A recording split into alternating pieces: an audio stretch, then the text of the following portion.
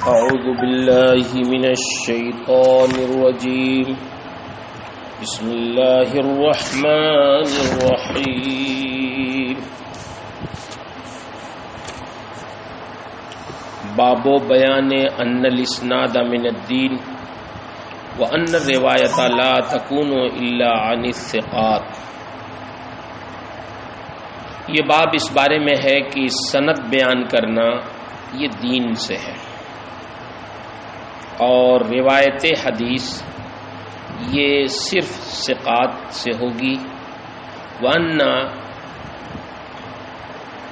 جرح الروات بما ہوا فیہم جائز بل واجب، اور راویوں پر جرح و قضا صرف جائز ہی نہیں بلکہ ضروری۔ وَإِنَّهُ لَيْسَ مِنَ الْغِيبَةِ الْمُحَرَّمَةِ، اور یہ اس غیبت میں سے نہیں ہے جو شریعت میں حرام ہے، بل من الذنب عن الشریعت المکرمہ، بلکہ یہ شریعت مکرمہ یعنی شریعت مطہرہ کے دفاع کی قبیل سے ہے۔ گویا شریعت کی دفاع آپ کر رہے ہیں شریعت کی طرف سے، اور شریعت میں داخل ہونے والے غیر شرعی امور سے شریعت کی حفاظت کر رہے ہیں۔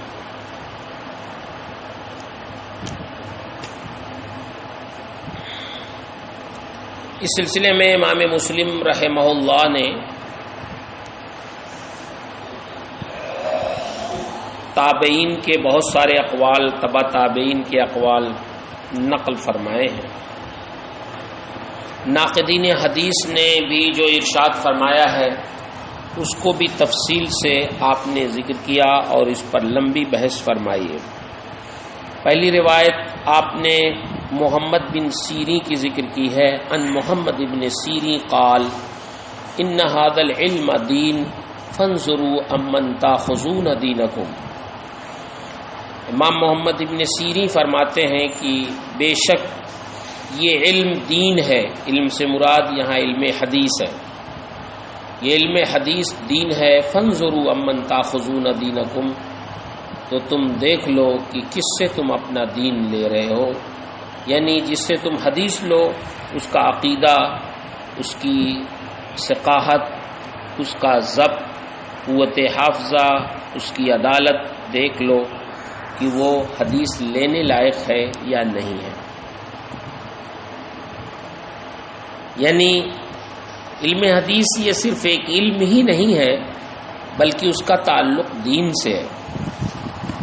کیسے دین سے ہے؟ اس لیے کہ علم حدیث میں نبی کریم صلی اللہ علیہ وسلم کے اقوال سے، افعال سے، آپ کی تقریر سے بحث کی جاتی ہے جو دین کا حصہ ہے۔ اسی علم کے ذریعے دین کی معرفت حاصل ہوتی ہے۔ سرکار کے صحابہ کرام کا طریقہ معلوم ہوتا ہے، اس لیے یہ ضروری ہے کہ حدیث لینے سے پہلے دیکھ لیا جائے کہ اس کا راوی ثقہ اور معتبر ہے کہ نہیں ہے، وہ اس لائق ہے کہ اس سے حدیث لی جائے یا نہ لی جائے۔ اس لیے تحقیق کرنا ضروری ہے۔ جب معلوم ہو جائے کہ راوی معتبر ہے تو اس سے حدیث لی جائے، ورنہ مسترد کر دی جائے،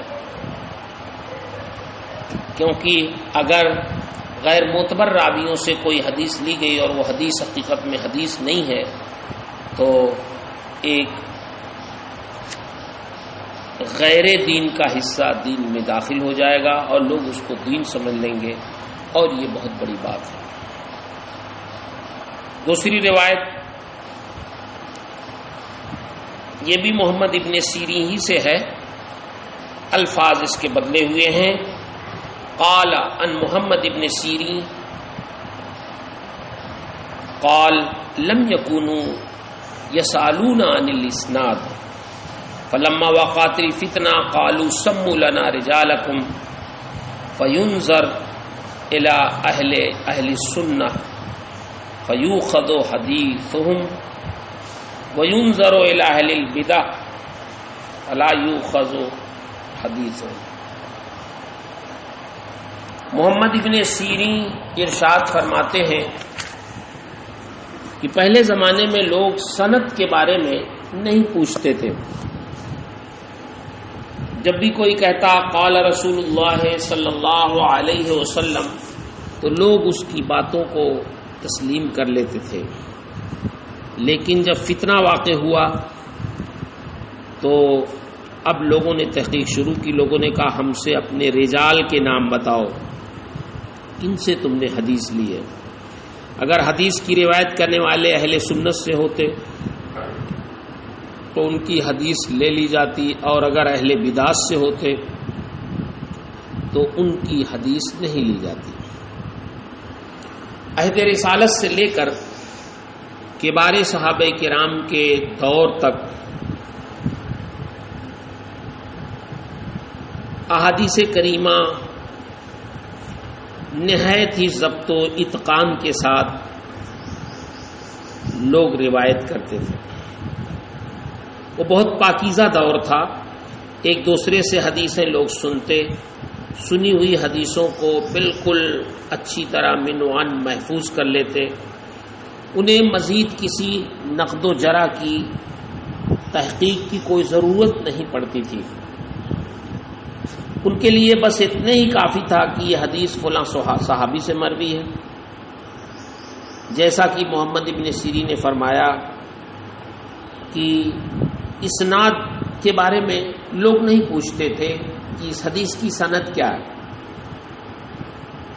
یہ سلسلہ نبی کریم صلی اللہ علیہ وسلم کے زمانے کے بعد حضرت ابو بکر، حضرت عمر، حضرت عثمان غنی تک قائم رہا۔ حضرت عثمان غنی رضی اللہ تعالی عنہ کے دور خلافت کے آخر میں فتنے رونما ہوئے، یہاں تک کہ آپ کی شہادت بھی بڑی دردناک ہوئی۔ اسلام میں سب سے پہلے فتنے کا دروازہ حضرت عثمان غنی رضی اللہ تعالی عنہ کے شہادت کے زمانے میں کھلا۔ پھر اس کے بعد بجائے ختم ہونے کے فتنوں نے جنم لینا شروع کیا۔ امت مسلمہ میں اتنا شدید اختلاف و انتشار برپا ہوا کہ اسلام کا شیرازہ منتشر ہوتا ہوا نظر آنے لگا۔ خصوصیت کے ساتھ حضرت علی رضی اللہ تعالی عنہ کے عہد خلافت میں جنگ صفین کے بعد بہت شدید فتنے پیدا ہوئے، اور انہی فتنوں کا نتیجہ ہے کہ خوارج اور روافض وجود میں آئے۔ ایک دوسرے کی حمایت اور مخالفت میں لوگوں نے حدیثیں گڑھنی شروع کی۔ ان حالات میں اس بات کی سخت ضرورت محسوس ہوئی کہ احادیث کی تحقیق و تفتیش کی جائے، رجال حدیث کا بہت غور سے جائزہ لیا جائے، اور یہ دیکھا جائے کہ احادیث کے راوی یہ کہیں خوارج میں سے تو نہیں ہے، کہیں روافض میں سے تو نہیں ہے، اہل سنت ہیں یا بدعتی ہیں۔ اگر اہل سنت سے ہیں اور وہ ثقہ ہیں تو ان کی حدیث قبول کی جائے، اور اگر وہ بدعتی ہیں، رافضی یا خارجی ہیں تو ان کی حدیث قبول نہ کی جائے۔ حضرت سلیمان بن موسیٰ سے روایت ہے، فرماتے ہیں لقیت طاؤوسا فقلت حدثنی فلان کیتا و کیتا قال ان کان ملیا فخذنوا۔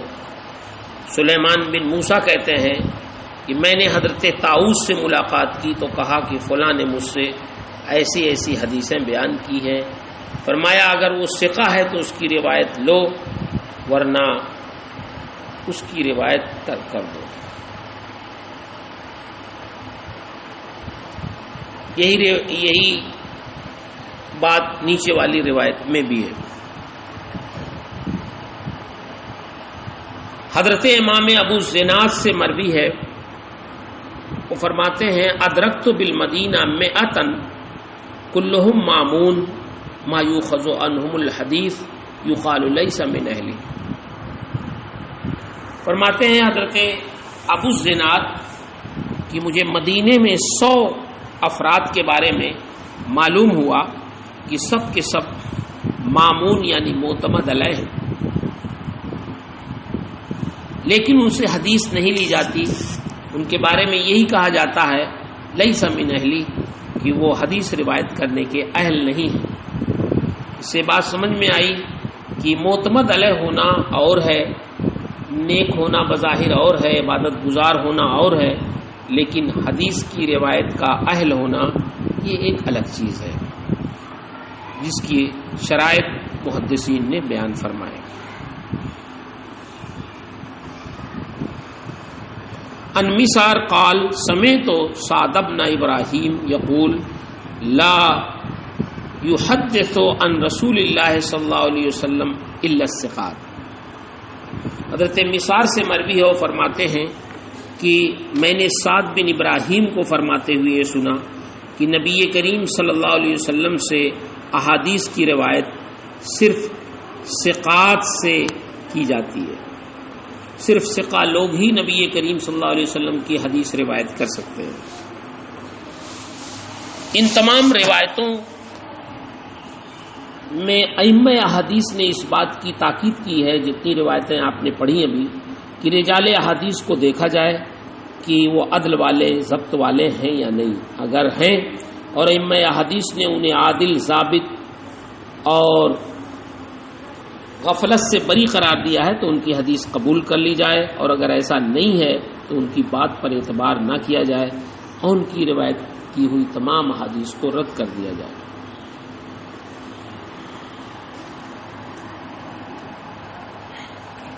حضرت عبداللہ بن عبدان بن عثمان فرماتے ہیں سمیت عبدان بن عثمان یقول سمیت عبداللہ ابن المبارک یقول الاسناد من الدین ولولا الاسناد لقال من شاء ما شاء وقال محمد بن عبداللہ حدثني العباس بن ابی رزمہ قال سمیت عبداللہ یقول بیننا و بین القوم القوائم یعنی الاسناد۔ حضرت عبدان بن عثمان فرماتے ہیں میں نے عبداللہ ابن مبارک کو فرماتے ہوئے سنا کہ سند بیان کرنا دین سے ہے، جو آپ نے سب سے پہلے پڑھا تھا محمد بن نصیری کی روایت۔ اگر سند کا بیان نہ ہوتا، احادیث میں سند کی جانچ پڑتال نہ ہوتی تو آدمی جو چاہتا کہہ ڈالتا، یعنی نبی کریم صلی اللہ علیہ وسلم کی طرف نسبت کر کے آدمی جو چاہتا کہتا۔ حضرت عباس بن ابی رزمہ نے بیان کیا کہ میں نے عبداللہ ابن مبارک کو فرماتے ہوئے سنا کہ ہمارے اور لوگوں کے درمیان پائے ہیں قوائم، یہ قائمہ کی جمع ہے قوائم، پائے ہیں۔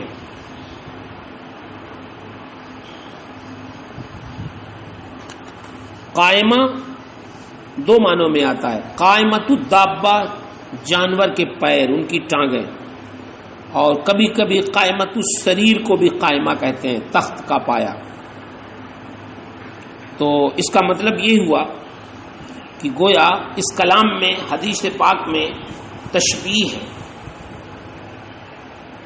کہ گویا حدیث شریف کی تشبیہ دابہ سے کی، جاندار سے یا سریر سے کی ہے، اور سند کی تشبیہ اس کے پیروں سے کی ہے، قوائم سے کی ہے، تخت کے قوائم سے یا دابہ کے قوائم سے۔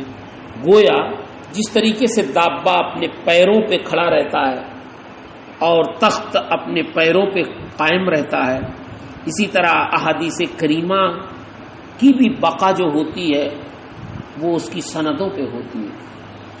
احادیث کریمہ کی سندیں یہ اس کے قوائم کے درجے میں ہیں کہ اگر قوائم کمزور ہوں تو تخت کمزور ہوگا، جانور کمزور ہوگا، اسی طرح حدیث کی سند اگر کمزور ہو تو حدیث بھی کمزور اور ضعیف ہو جائے گی۔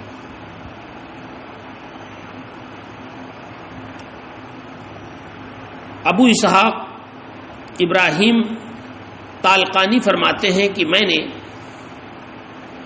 حضرت عبداللہ ابن مبارک سے کہا اے ابو عبد الرحمن، یہ جو حدیث آئی ہے کہ والدین کے ساتھ ان کی زندگی میں حسن سلوک کے بعد یہ بھی نیکی ہے کہ تم اپنی نماز کے ساتھ اپنے والدین کے ایصال ثواب کے لیے بھی نماز پڑھو، یعنی ان کی موت کے بعد تم اپنی نماز کے ساتھ اپنے والدین کے ایصال ثواب کے لیے بھی نماز پڑھ لو، اور اپنے روزوں کے ساتھ ان کے ایصال ثواب کے لیے بھی روزے رکھ لو۔ حضرت عبداللہ بن مبارک نے فرمایا، اے ابو اسحاق، یہ حدیث کس سے سنی ہے؟ ابو اسحاق نے کہا، یہ شہاب بن خراش کی حدیث ہے۔ عبداللہ بن مبارک نے فرمایا، شہاب بن خراش ثقہ ہیں، لیکن انہوں نے یہ حدیث کس سے سنی؟ ابو اسحاق نے کہا، حجاج بن دینار سے۔ عبداللہ بن مبارک نے فرمایا، حجاج بن دینار ثقہ ہیں، انہوں نے اس حدیث کی روایت کس سے کی؟ ابو اسحاق نے کہا کہ میں نے کہا، قال رسول اللہ صلی اللہ علیہ وسلم۔ عبداللہ بن مبارک نے فرمایا، ابو اسحاق، حجاج بن دینار اور اللہ کے رسول کے درمیان ایسے بیابان ہیں جن میں سواریوں کی گردنیں کٹ جاتی ہیں۔ کیا مطلب؟ ایسے بیابان ہیں جن میں سواریوں کی گردنیں کٹ جاتی ہیں۔ مطلب یہ ہے کہ حجاج بن دینار یہ تبع تابعی ہیں، یہ تابعی بھی نہیں ہے بلکہ تبع تابعین میں سے ہے۔ تو جب تبع تابعین میں سے ہیں تو ان کے اور رسول اللہ صلی اللہ علیہ وسلم کے درمیان بہت خلا ہے، کم سے کم ایک صحابی اور تابعی کا انقطاع تو ضرور ہے۔ لہذا جب ایک صحابی اور ایک تابعی کا انقطاع ہے تو بہت فاصلہ ہے، اور اس انقطاع کو بیابان سے تعبیر کیا، مفاوز سے، مفاوز۔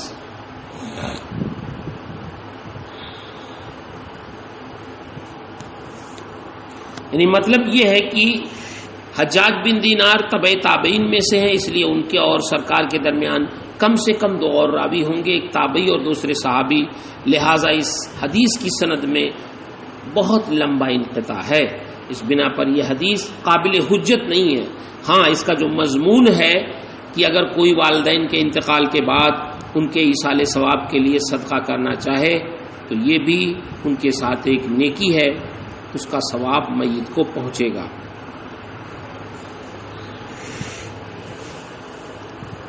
اس سلسلے میں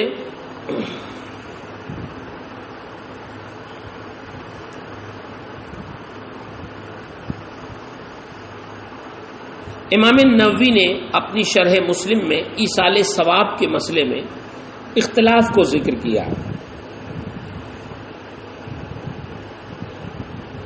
ایصال ثواب کے مسئلے میں شوافع اور احناف کے مابین جزوی طور پر اختلاف ہے۔ معتزلہ اور اہل سنت کے درمیان یہ مسئلہ مختلف ہی ہے۔ پہلا اختلاف تو معتزلہ اور اہل سنت کے درمیان ہے۔ معتزلہ ایصال ثواب کے سرے سے منکر ہے۔ معتزلہ کے نزدیک ایصال ثواب کوئی معنی نہیں، جبکہ اہل سنت و جماعت ایصال ثواب کے قائل ہیں۔ معتزلہ کا موقف یہ ہے کہ ہر انسان اپنے عمل کا ذمہ دار ہے، لہٰذا کسی بھی انسان کے عمل کی جزا اور سزا کسی دوسرے انسان کو نہیں مل سکتی، اور قضاء و قدر میں کوئی تبدیلی بھی نہیں ہو سکتی۔ جبکہ اہل سنت و جماعت کا موقف یہ ہے کہ دعا اور صدقات کا مردوں کے حق میں فائدہ مند ہونا، ان کے ثواب کا ایصال، یہ شرع سے ثابت ہے۔ ہمارے لیے ضروری ہے کہ ہم اس پر ایمان رکھیں، اور قضاء و قدر کا مسئلہ اتنا مشکل ہے کہ عقل انسانی اس کے اسرار و رموز کے سمجھنے سے قاصر ہے۔ ایصال ثواب ایک ایسا مسئلہ ہے جس کے ثبوت میں قرآنی آیات، احادیث صحیحہ، اقوال فقہا اور معمولات سلف کا ایک وافر ذخیرہ موجود ہے۔ اہل سنت و جماعت کے مابین اس مسئلے میں کلی طور پر کوئی اختلاف نہیں، ہاں جزوی طور پر فقہائے حنفیہ اور شافعیہ کے مابین اختلاف ضرور ہے۔ فقہائے شافعیہ اس بات کے قائل ہیں کہ میت کو صرف زندوں کی دعا اور صدقات کا ثواب پہنچتا ہے، بدنی عبادات مثلا نماز، روزہ اور قرآن کریم پڑھنے کا ثواب میت کو نہیں پہنچتا۔ ہاں البتہ بعض اصحاب شافعیہ اس بات کے قائل ہیں کہ تلاوت قرآن کا ثواب میت کو پہنچتا ہے۔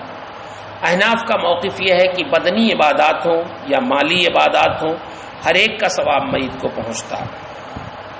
شوافع اپنے اس موقف پر کہ صرف دعا اور صدقات کا ثواب میت کو پہنچتا ہے، حضرت ابو ہریرہ رضی اللہ تعالی عنہ سے بروی حدیث کو دلیل میں پیش کرتے ہیں کہ جس کو خود امام مسلم نے جلد دوم میں اور امام نسائی نے بھی اپنی جلد دوم میں روایت کی ہے۔ وہ حدیث یہ ہے، اذا مات الانسان انقطع عملہ الا من ثلاث، صدقۃ جاریہ وعلم ينتفع به وولد صالح يدعو له۔ نبی کریم صلی اللہ علیہ وسلم ارشاد فرماتے ہیں کہ جب انسان مر جاتا ہے تو اس کے عمل کا سلسلہ ختم ہو جاتا ہے، منقطع ہو جاتا ہے، سوائے تین اعمال کے۔ نمبر 1 صدقہ جاریہ، دوسرا ایسا علم جس سے نفع اٹھایا جائے، تیسرا نیک اولاد جو اس کے لیے دعا کرے۔ روزے اور نماز کا ثواب میت کو نہیں پہنچتا۔ اپنے اس موقع پر شوافع نے اسی حدیث سے استدلال کیا ہے۔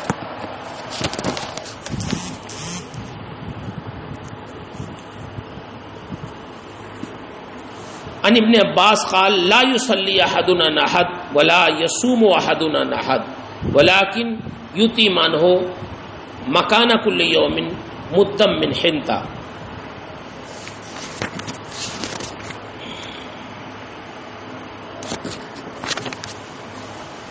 حضرت ابن عباس سے مروی ہے کہ نبی کریم صلی اللہ علیہ وسلم ارشاد فرماتے ہیں، کوئی شخص کسی کی طرف سے نہ نماز پڑھے نہ روزہ رکھے، البتہ وہ ہر دن کے عوض اس کی طرف سے ایک مد گندم کھانا کھلائے۔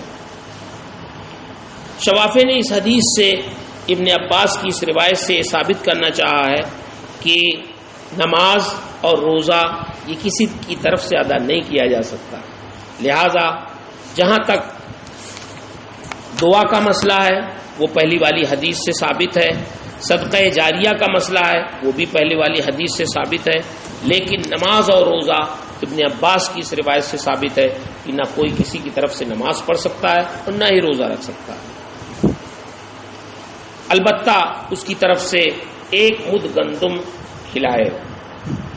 مد یہ 4 مد کا ایک سا ہوتا، اور ایک سا آپ کو معلوم ہے 4 کلو 94 گرام کا ہوتا ہے، اس لحاظ سے ایک مد 1 کلو 23.5 گرام کا ہو سکتا ہے۔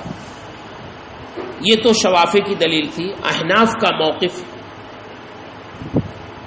یہی ہے کہ ہر قسم کی عبادات کا ثواب میت کو پہنچتا ہے۔ علامہ شامی فرماتے ہیں رد المحتار میں، سواء کانت صلاۃً او صوما او صدقہ او قراءہ او ذکرہ او طوافہ او حج او عمرہ او غیر ذلك من زیارت قبور الانبیاء علیہم الصلاۃ والسلام والشہداء والاولیاء والصالحین وتکفین الموتى وجمیع انواع البر کما فی الہندیہ۔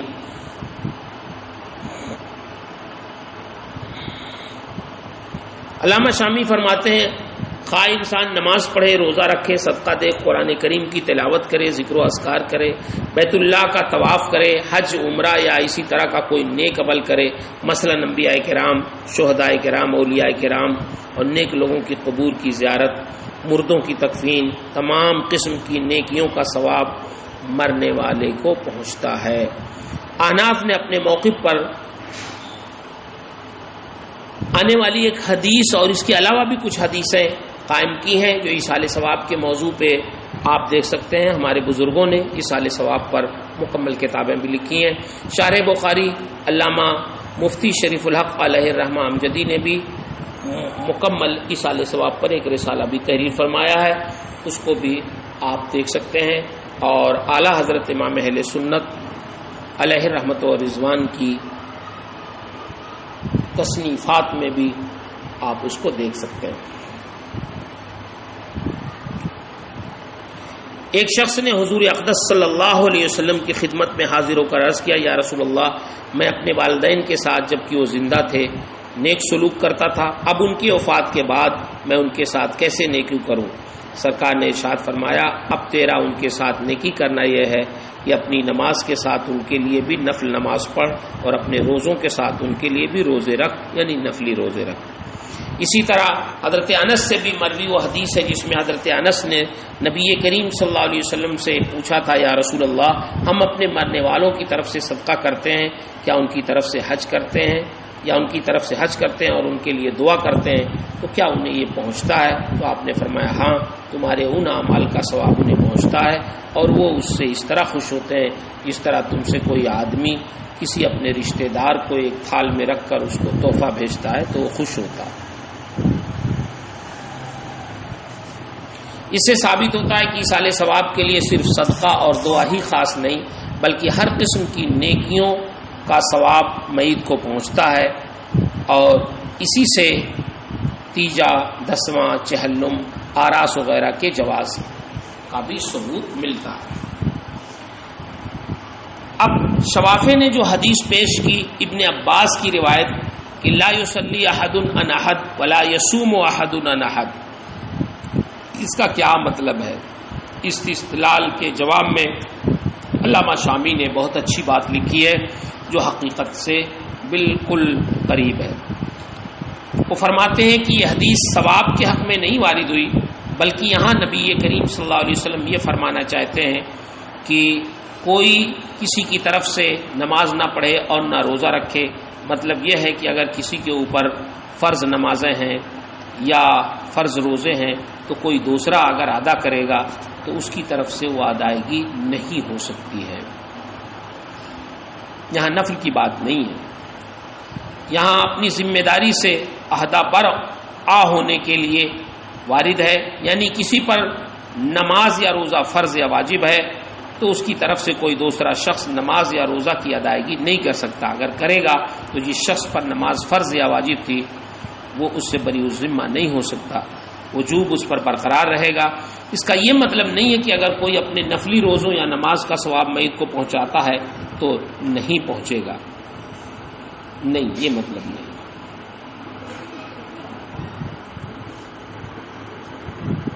اس روایت میں ایک لفظ یہ بھی تھا کہ قال محمد سمیت علی ابن شقیق یقول سمیت عبداللہ ابن المبارک یقول علی رؤوس الناس دعوا حدیث عمرو بن ثابت فإنه كان يسب السلف، کہ عبداللہ ابن مبارک فرماتے تھے برسر عام کہ عمرو بن ثابت کی حدیث کو چھوڑ دو کیونکہ وہ ہمارے اسلاف کو گالیاں دیتا ہے، برا کہتا ہے۔ اس کا کیا مطلب ہوا؟ عمرو بن ثابت کون تھا؟ عمرو بن ثابت یہ کوفہ کا رہنے والا نہایت خبیث رافضی تھا۔ یہ کہتا تھا کہ اللہ کے رسول صلی اللہ علیہ وسلم کے بعد صرف 4 اصحاب یہ مومن ہے، بقیہ اور سارے اصحاب کو یہ کافر کہتا تھا معاذ اللہ۔ عبداللہ ابن مبارک اس سے اتنی نفرت کرتے تھے کہ مرنے کے بعد جب اس کا جنازہ آپ کے مسجد کے پاس سے گزرا تو آپ مسجد کے اندر چلے گئے اور دروازہ بند کر لیا اور اس کی نماز جنازہ پڑھنا آپ نے گوارا نہیں فرمایا۔ یحییٰ ابن معین نے اسے ضعیف راوی کہا اور ایک مقام پر آپ نے اس کے بارے میں فرمایا لیس حدیثہ بشیء، اور ایک مقام پر آپ نے اس پر کلام کرتے ہوئے فرمایا لا یکتب حدیثہ۔ امام بخاری نے اس کے بارے میں فرمایا عمرو بن ثابت محدثین کے نزدیک قوی الحدیث نہیں ہے۔ یہ حضرت عثمان غنی کو بھی برا کہتا تھا، حضرت علی کو، حضرت ابو بکر صدیق اور حضرت عمر فاروق پر ترجیح دیتا تھا۔ 172 ہجری میں اس کا انتقال ہوا۔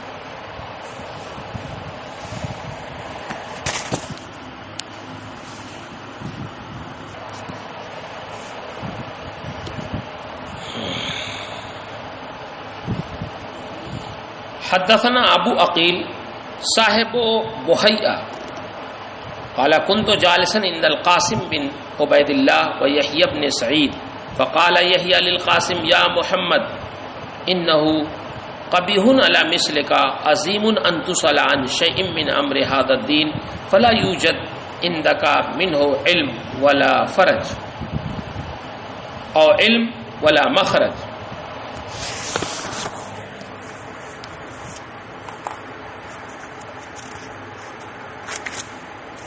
ابو عقیل یحییٰ بن متوکل نے بیان کیا جو بحیہ کے شاگرد تھے،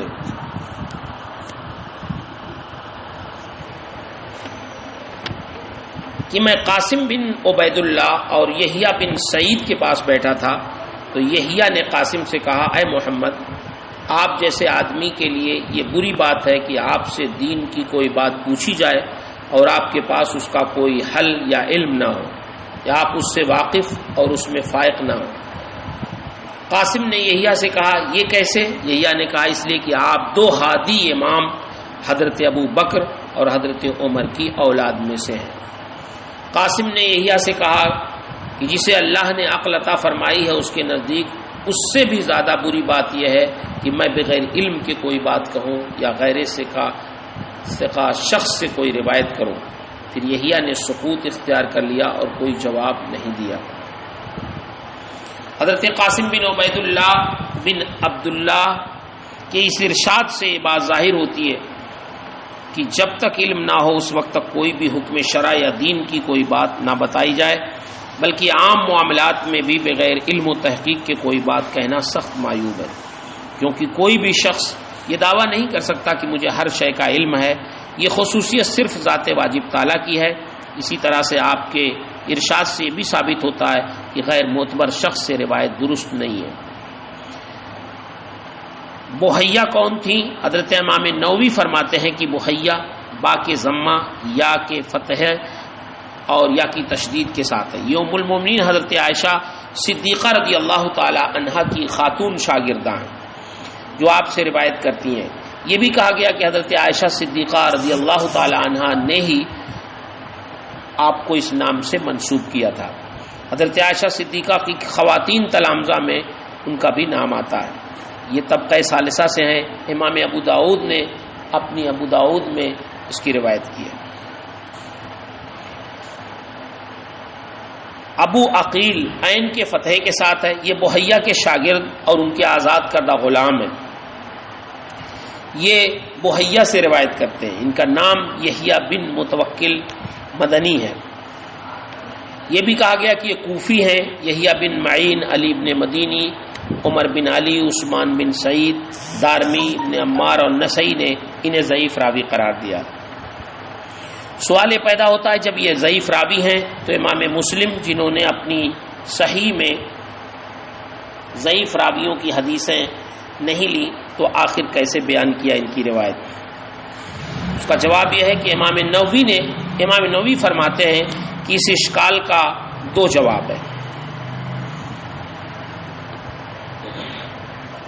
لیکن اس سے پہلے ہمیں یہ جاننا ضروری ہے جواب سے پہلے کہ محدثین کی اور اصحاب جرح و تعدیل کی ایک اصطلاح کے بارے میں غور کر لیں۔ ایک ہوتا ہے جرح مفسر، تعدیل مفسر۔ یہ جرح و تعدیل کی دو قسمیں ہیں، جرح مفسر، تعدیل مفسر۔ دوسری قسم ہے جرح مبہم، تعدیل مبہم۔ جرح مفسر اور تعدیل مفسر وہ جرح و تعدیل ہے جس کی وجہ جارح اور معدل نے بیان کر دی ہو۔ جرح مبہم اور تعدیل مبہم وہ جرح اور تعدیل ہے جس کی وجہ جارح نے اور معدل نے بیان نہ کی ہو۔ اول تو بالاتفاق مقبول ہے، البتہ ثانی میں مختلف اقوال ہیں۔ اتنی تفصیل کے بعد امام نووی نے جو جواب دیا اسے آپ کی خدمت میں پیش کرتے ہیں۔ پہلا جواب یہ ہے کہ ضعیف راوی ہونے کے باوجود، یعنی ابو عقیل ضعیف راوی ہونے کے باوجود امام مسلم نے ان کی روایت اس لیے لی کہ ان کے نزدیک ان پر جو جرح کی گئی ہے وہ جرح مفسر نہیں بلکہ وہ جرح مبہم ہے، اور جرح مفسر مقبول ہوتی ہے، جرح مبہم نہیں۔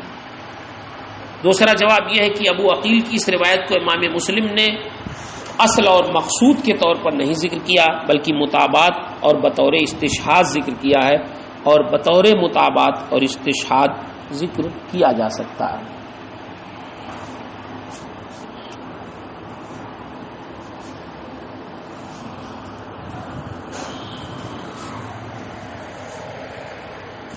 حضرت ابو عقیل کی یہ روایت دوسری سند سے مروی ہے جو تھوڑی سی الفاظ کی تبدیلی کے ساتھ ہے۔ ان ابی عقیل صاحب بحیہ ان ابن لعبداللہ ابن عمر سالوه عن شيء لم يكن عنده فيه علم فقال له يحيى بن سعيد والله اني لا اعزم ان يكون مثلك وانت ابن امام الهدى یعنی عمر وابن عمر تسأل عن امر ليس عندك فيه علم فقال اعظم من ذلك والله عند الله وعند من عقل عن الله ان اقول بغير علم او اخبر عن غير ثقة قال وشهدهما ابو عقيل يحيى بن المتوکل حين قال ذلك.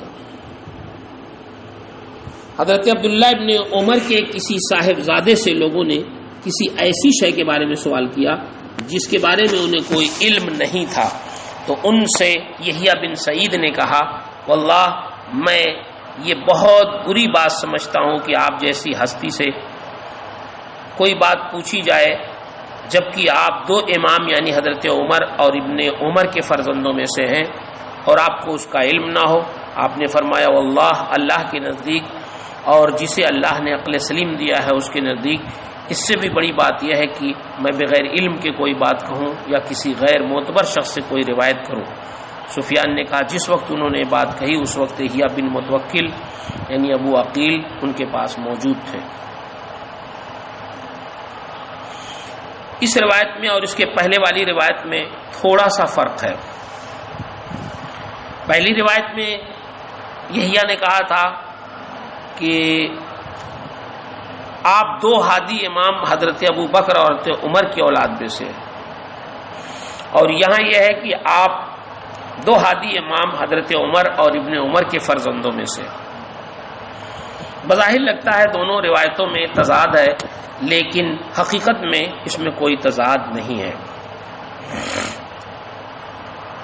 اس لیے کہ حضرت قاسم بن عبید اللہ کا سلسلہ نسب ان کی والدہ حضرت ام عبداللہ کی جانب سے حضرت ابو بکر صدیق سے جا ملتا ہے.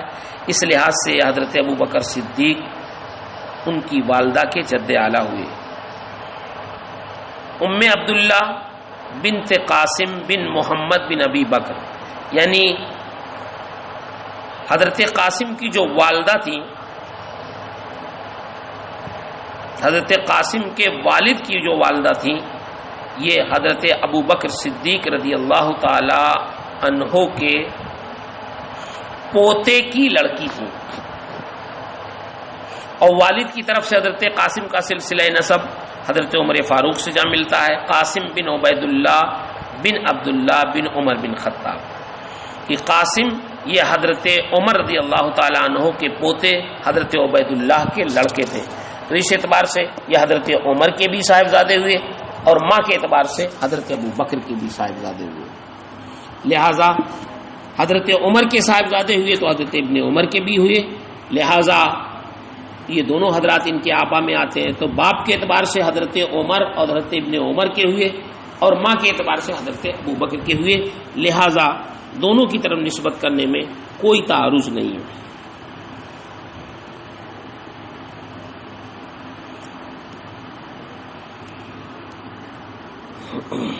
حدثنا عمرو بن علی ابو حفص قال سمعت یحییٰ بن سعید قال سألت سفیان الثوری وشعبۃ ومالک وابن عیینہ عن الرجل لا يكون ثبتا في الحديث فياتيني الرجل فيسألني عنه قالوا اخبر عنه انه ليس بسبب.